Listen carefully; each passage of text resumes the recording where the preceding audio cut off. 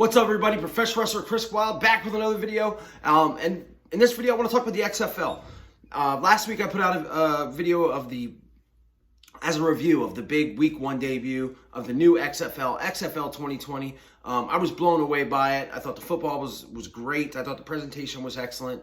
And was really looking forward to Week 2. I missed the Saturday games because of my stadium tour at Lincoln Financial Field. I did watch some of the highlights and some of the things from those games, and then I watched the Sunday games.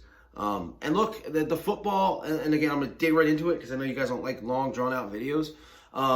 Let's talk about the things that I really enjoy here about this team, especially in Week 2. I thought that the interviews that they have with the players, man, I love that. I think it's awesome. I know a lot of people might think it's overkill, but it is just great.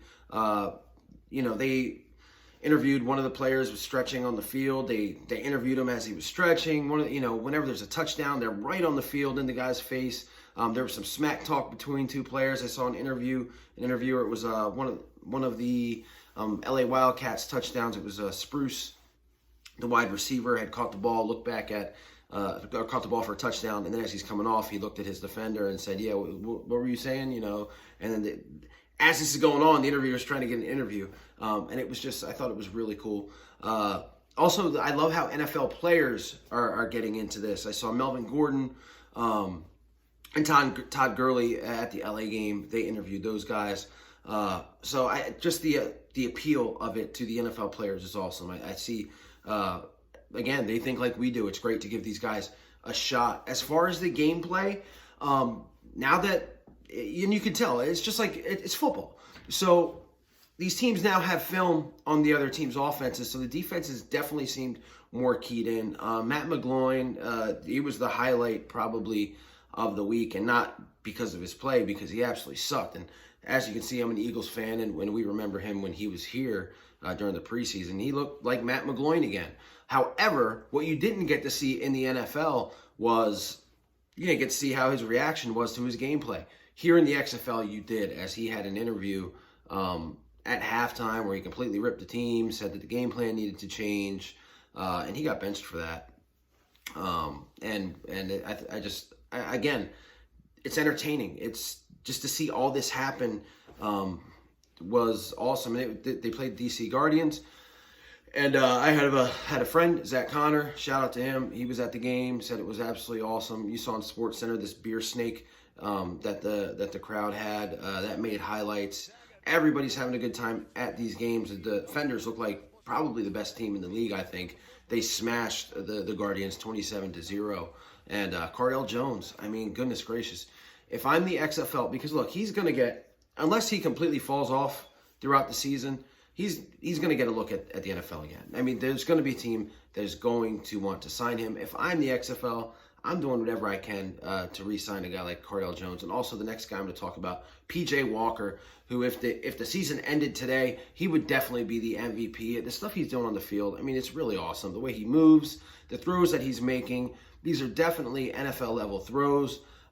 He just looks like an absolute star. Again, didn't get a shot in the NFL because of his size. And the story that is with him is, easy for me to say, Oliver Luck. Oliver Luck is the commissioner, and his son Andrew played with Philip or PJ, I'm sorry, in the NFL. PJ Walker was like on the practice squad for the Colts. And Andrew basically said, look, this guy's good. He needs a shot. And now here he is. And he's just absolutely balling out. Again, another guy that I would try to keep if I'm the XFL, because the NFL is going to try to snatch him up immediately, I would believe. And speaking of PJ Walker, the Houston Rednecks. The Houston Rednecks. No. The Houston Roughnecks. Oh, my gosh. The Roughnecks. I wonder how many people have done that with that name. The Houston Roughnecks are now 2-0. They also look like one of the top teams. It looks like DC and them as they beat the team that I was going to root for. And I don't know if I want to root for the guard or the Defenders or the Battlehawks. The Defenders are so close, and I could go to the games. They look like a fun team to watch. In the Battlehawks, I like St. Louis having a team, and I just love their quarterback, Teamu, who they lost to the Houston Roughnecks 28-24 in the closest game so far in the XFL. So you have, that game. Then Dallas, Landry Jones finally gets a shot to play. He looked horrible throughout the first half. Picked it up in the second half as well as Artis Payne, the running back that we might remember from the Carolina Panthers, as they went on to win against the LA Wildcats, which I thought was kind of an upset. I think the LA Wildcats, they're 0-2, but I think they're really good. Their wide receivers, Jordan Smallwood and Spruce, I really like them. I don't think they're going to be winless for long. On the other hand, the Seattle Dragons defeated the Tampa Bay Vipers. The Vipers are by far the worst team in the XFL. By far. They scored 3 points the first week and 9 points last week. Seattle, first off, they play at CenturyLink Stadium, which is where the Seahawks play. So with a winning team in Seattle, as the Seahawks are, you wouldn't expect the Dragons to have such a big following as they did, but that stadium was rocking. I think it was almost 30,000 there.